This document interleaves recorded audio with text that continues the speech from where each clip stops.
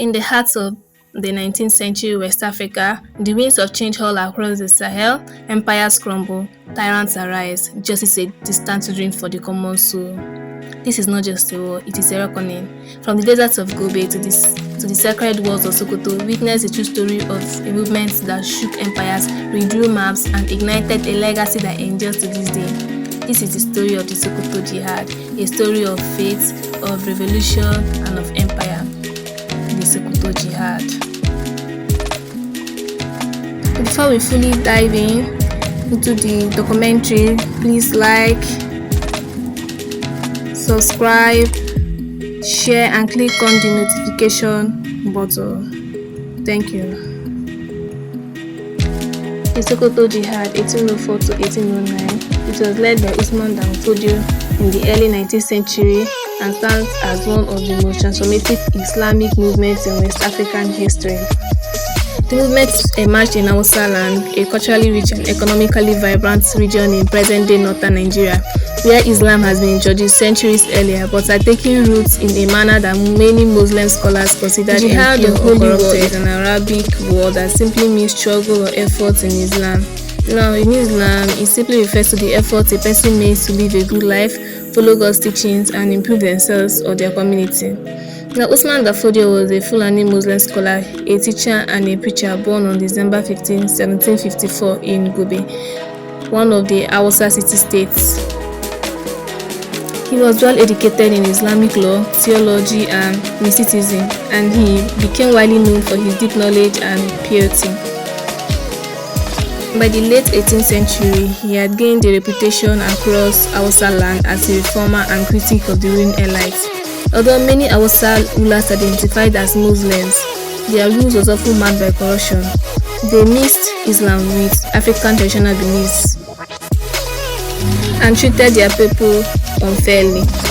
They taxed the poor heavily, allowed bad behavior, and did not respect Islamic laws. They promoted social injustice and oppression of commoners.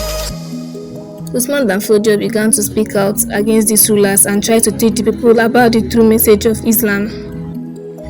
His teachings became very popular, especially among the Hausa peasants or the poor people, students, Fulani pastoralists, those who were marginalized by the Hausa elites, Islamic scholars, and even some members of the aristocrats who were sympathetic to his cause.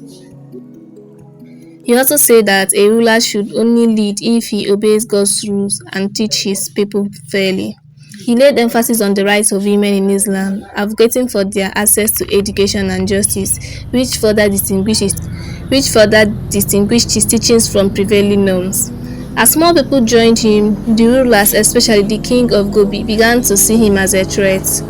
Eventually, in 1804, after years of preaching and guiding followers, he was forced into exile by the king of Gobir, Yunfa, who had previously been his student.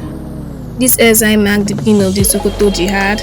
It was a military jihad to fight against the bad rulers and create a better society based on Islamic teachings or purify Islam, establish syncretic practices, and establish governance based on Sharia law. The call to jihad was not merely a religious declaration. It was a political and military mobilization that drew in large numbers of supporters from diverse backgrounds. Jihad was very successful. Fodio's forces achieved a series of military victories, capturing key cities and defeating the armies of Hausa kingdoms. By 1808, the jihad succeeded in removing many Hausa rulers and replacing them with flag bearers that was loyal to the cause.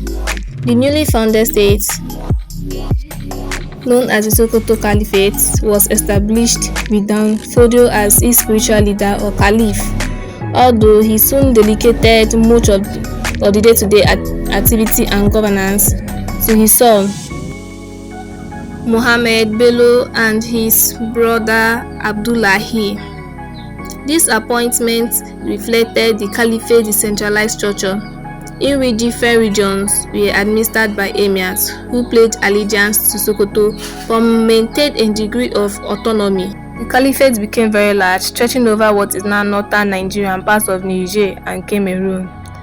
It has smaller regions called emirates each ruled by an emir who answered to the caliph in Sokoto. Schools were built, Islamic learning was encouraged, and courts were set up to settle problems using Islamic laws. Women were also encouraged to learn, and justice was more available to the poor. He also encouraged public morality and institutionalized the zakat, that is alms tax, which helped to support the poor and fund public works. Importantly, Fodio and his successors continued to stress the role of scholarship and education in sustaining Islamic society. They produced an enormous body of written work in Arabic, Hausa, and Fulfulde, covering theology, law, ethics, and governance. Now, these writings served as both religious guides and political manifestos, and they helped to standardize Islamic practice throughout the Caliphate.